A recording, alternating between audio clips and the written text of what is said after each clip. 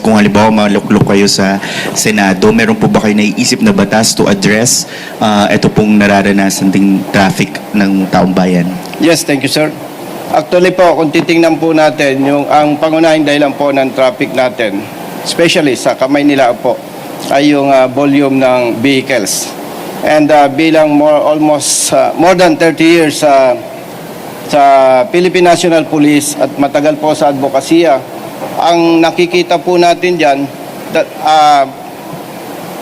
ang kailangan po talaga palakasin yung po bang enforcement, law enforcement, sapagkat kung titingnan po natin, marami sa ating mga kababayan ang nagsasabi na maraming motorista ang walang disiplina. At hindi naman po may tatanggi na mayroon din tayong mga law enforcers, even police officers, ay may tuturing na walang disiplina.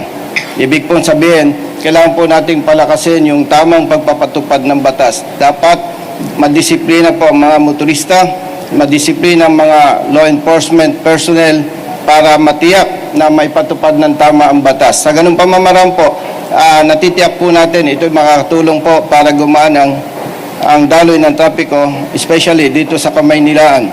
At maliban po dyan, yung po pang mga infrastructure projects natin, mga infrastruktura, ay masyadong limited na po ang space. Kaya yun na lamang po ang nakikita natin, dapat pagtuunan ng pansin.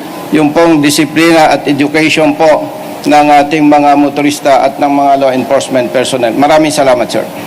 Maraming salamat. Meron pa, one last question.